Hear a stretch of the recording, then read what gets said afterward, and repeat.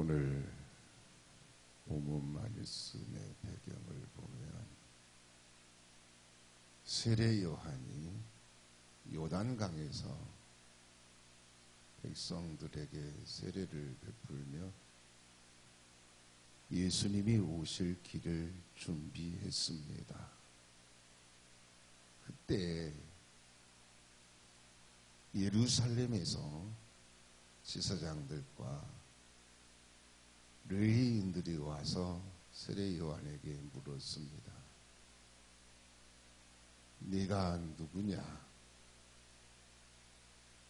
네가 그리스도냐? 아니라. 네가 엘리야냐? 아니라. 네가 선지자냐? 아니라. 그러자 제사장들과 레위인들이 네가 그리스도도 아니요 엘리야도 아니요 선지자도 아닐진데 어찌하여 세례를 베푸느냐 하고 물었습니다. 그때 세례 요한이 나는 물로 세례를 베풀거니와 너희 가운데 너희가 알지 못하는 한 사람이 서 있으니 나는 그의 신발끈을 풀기도 감당하지 못하겠노라 하고 예수님이 가까이 와 계심을 증거했습니다. 그리고 나서 오늘 본문 말씀에 와서 보면 이튿날 요한이 예수께서 자기에게 나오심을 보고 이르되 보라 세상 죄를 지고 가는 하나님의 어린 양이로다 하고 예수님을 증거하고 있는 모습을 볼 수가 있습니다. 오늘 본문에서 전체적으로 주목되는 말씀은 보라 세상 죄를 지고 가는 하나님의 어린 양이로다 라는 말씀입니다.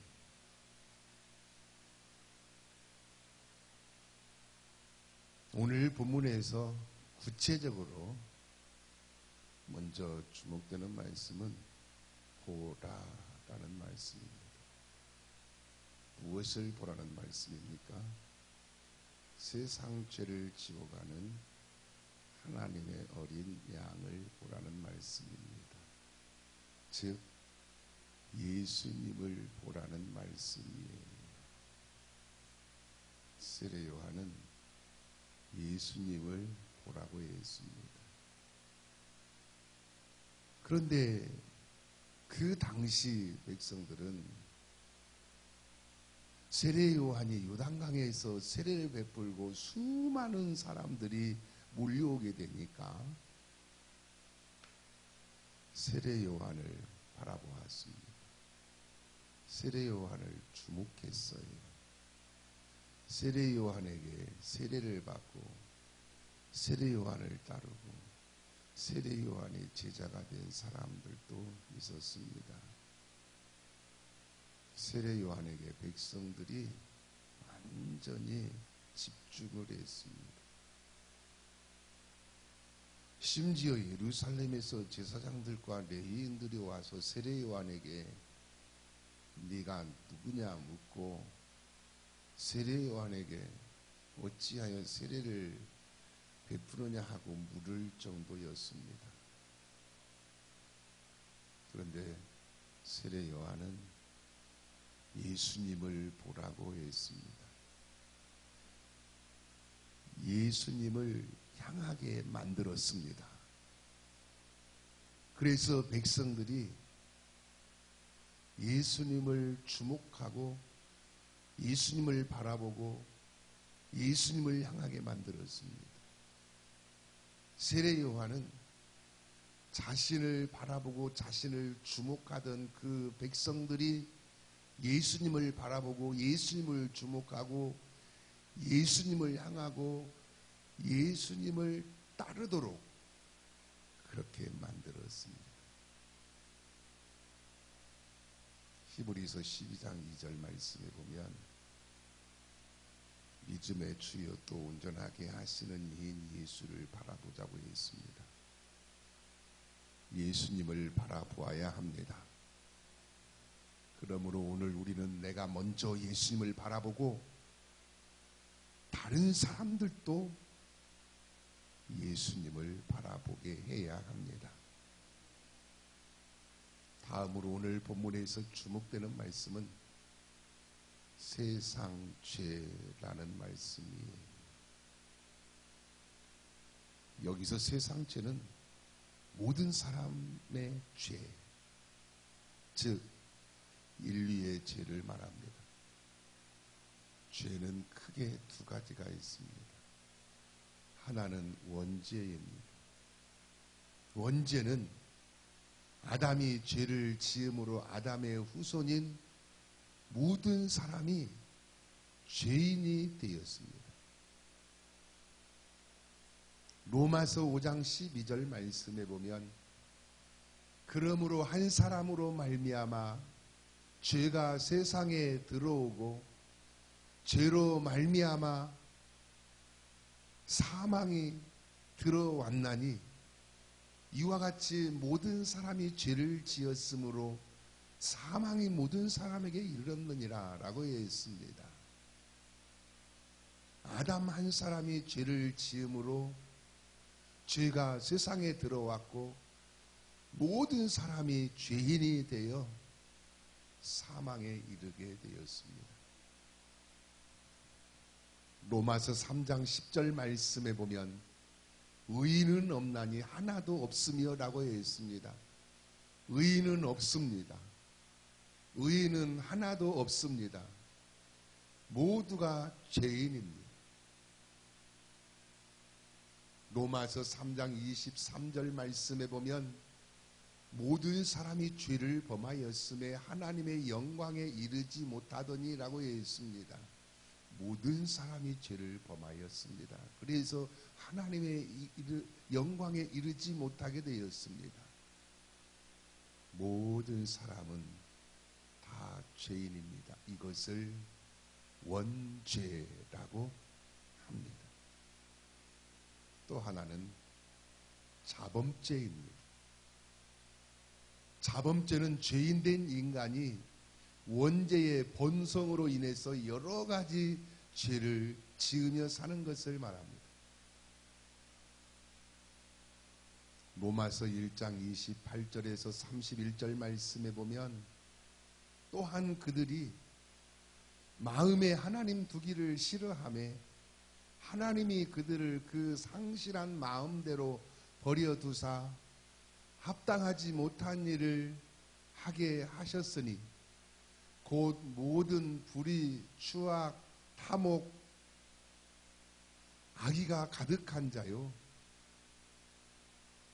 시기, 살인, 분쟁, 사기, 악독이 가득한 자요 수군수군하는 자요 비방하는 자요 하나님이 미워하시는 자요 능욕하는 자요 교만한 자요 자랑하는 자요 악을 도모하는 자요 부모를 거역하는 자요 우매한 자요 배약하는 자요 무정한 자요 무자비한 자라라고 했습니다. 원죄의 죄성으로 인해서 온갖 죄를 짓고 있다라는 말씀이에요. 이것을 자범죄라고 합니다. 죄의 결과는 하나님과의 단절입니다. 영원한 사망입니다. 그래서 죄인된 인간은 영원한 사망에 빠질 수밖에 없습니다. 그런데 오늘 본문에서 주목되는 말씀은 지고 가신이라는 말씀이 있습니다. 여기서 지고 가다라는 말씀은 아이도라고 하는데 운반하다, 제거하다, 없이 하다, 치워버리다라는 뜻이에요.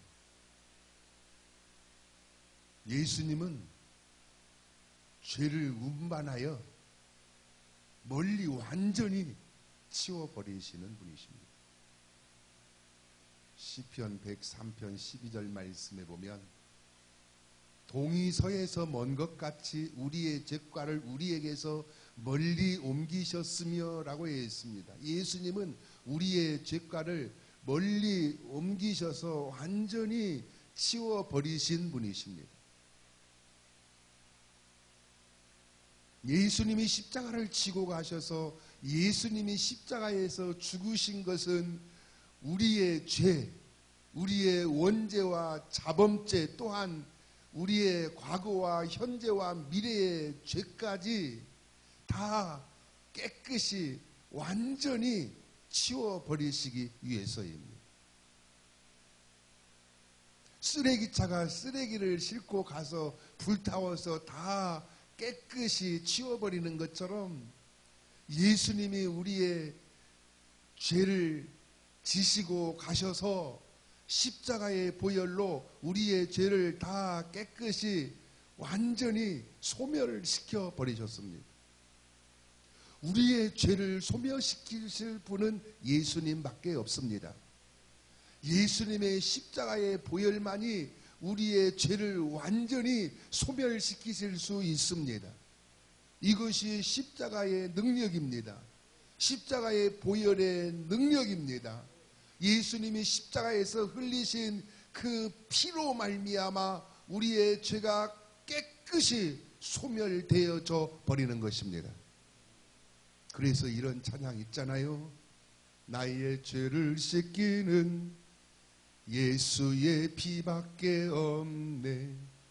다시 정케하기도 예수의 피밖에 없네. 예수의 흘린 피 날 희게 하오니 귀하고 귀하다. 예수의 피밖에 없네. 그래서 오늘 본문에서 가장 중요한 말씀은 하나님의 어린 양이로다라는 말씀. 예수님은 하나님의 어린 양이십니다. 하나님의 어린 양이라는 것은 하나님께 희생 제물로 바쳐질 양이라는 말씀이에요. 예수님은 하나님의 어린 양이십니다. 예수님은 우리의 십자가를 지시고 십자가에서 희생 제물이 되신 하나님의 어린 양이십니다. 예수님은 우리의 모든 죄를 대신 지시고 십자가에서 머리에 가시면류관을 쓰시고 양손과 발에 대못을 박히시고 옆구리에 창으로 찔리셔서 온몸이 찢기시고 물과 피를 다 쏟으시고 죽으셨습니다. 저는 예수님의 십자가의 고난을 생각할 때마다 얼마나 고통스러우셨을까, 얼마나 고통스러우셨으면 죽으시기까지 하셨을까라는 생각을 하게 됩니다.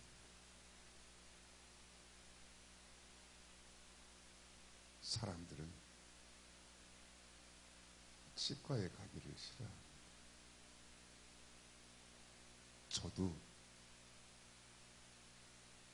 치과에 가기 싫습니다.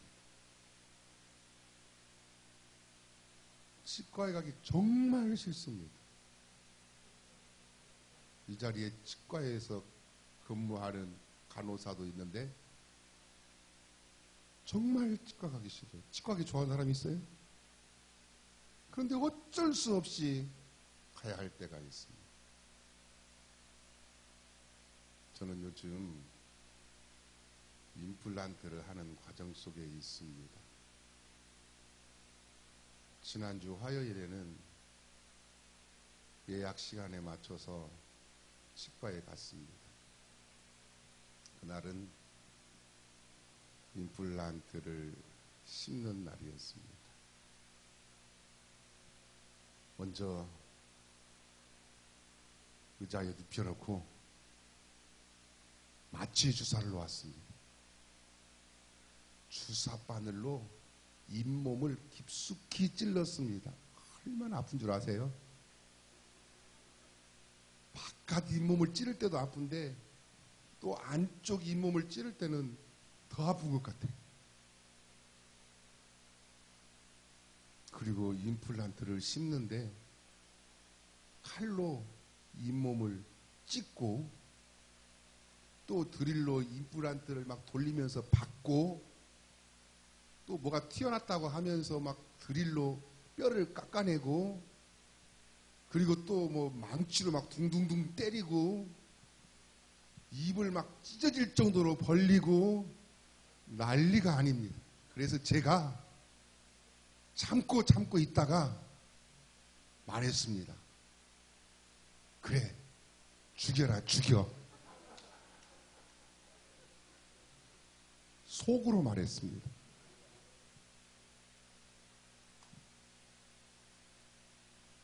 그러면서 예수님을 생각했습니다. 예수님이 십자가에서 얼마나 고통스러우셨을까.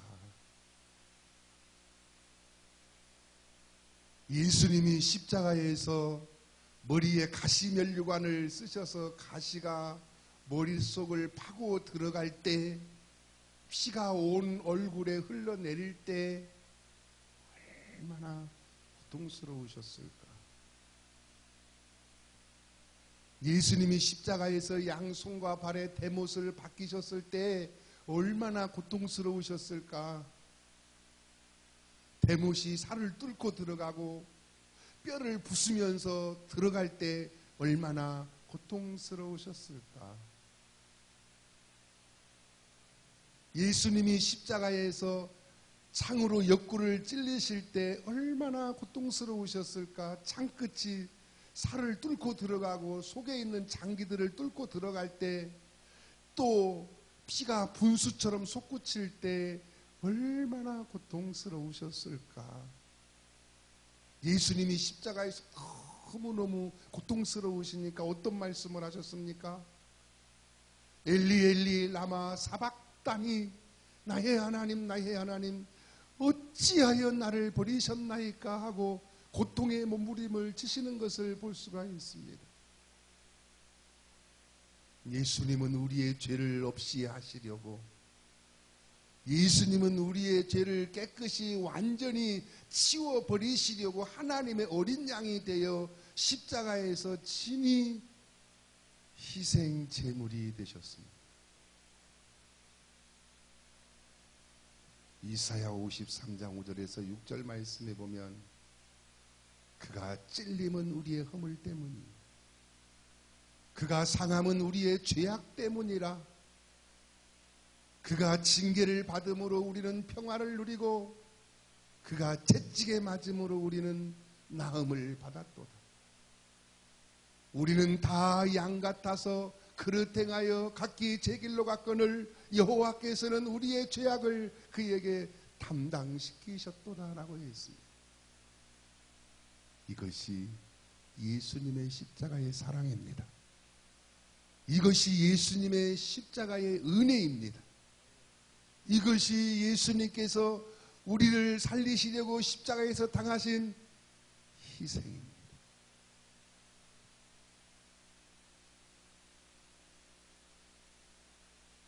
영국의 유명한 설교가 스펄전 목사님의 일화가 있습니다.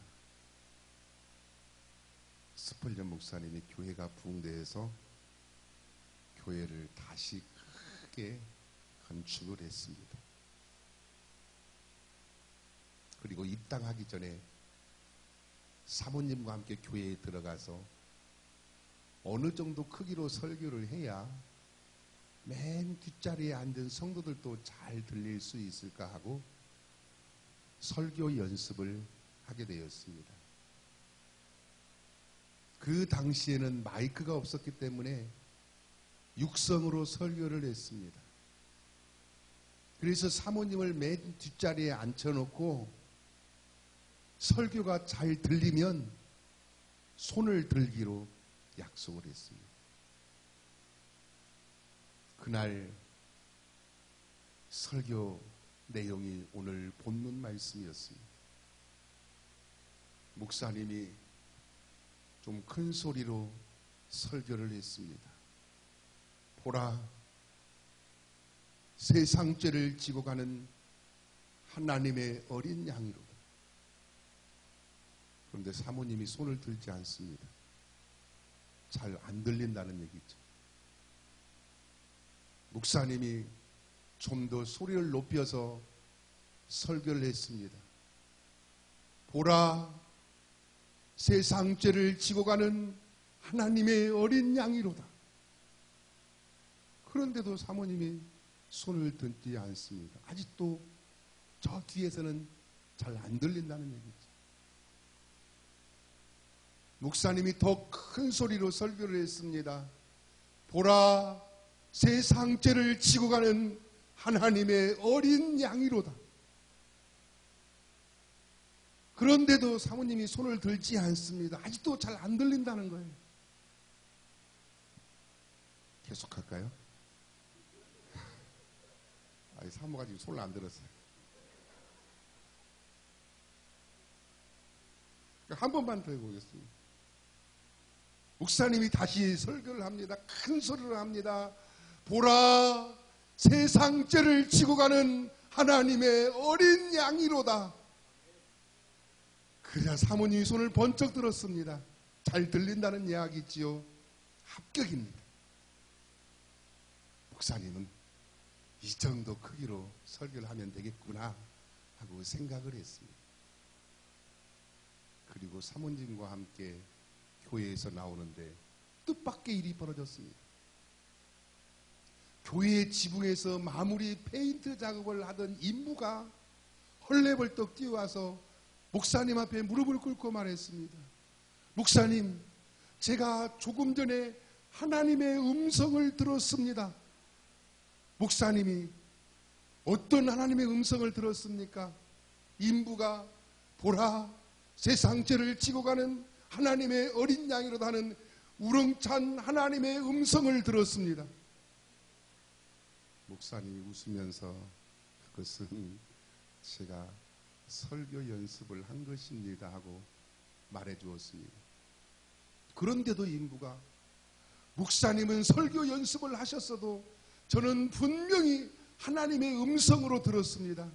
그러니 내 죄를 사해 주시고 저를 위해서 기도해 주십시오 하고 간곡하게 말을 했습니다. 그래서 목사님이 그 자리에서 안수 기도를 해주었더니 회개하고 예수님 믿고 그 교회에 충성된 일꾼이 되었다고 하는 것입니다. 보라, 세상 죄를 지고 가는 하나님의 어린 양이로다. 보라, 세상 죄를 지고 가는 하나님의 어린 양이로다. 보라, 세상 죄를 지고 가는 하나님의 어린 양이로다. 이 말씀이 하나님의 음성으로 들려지시기를 원합니다. 그리하여 오직 예수님 바라보고 오직 예수님 믿고 오직 예수님 따르고 오직 예수님을 위해서 살아서 오직 예수님으로 인해서 복 있는 예수님의 사람이 되시기를 축원합니다. 기도하시겠습니다.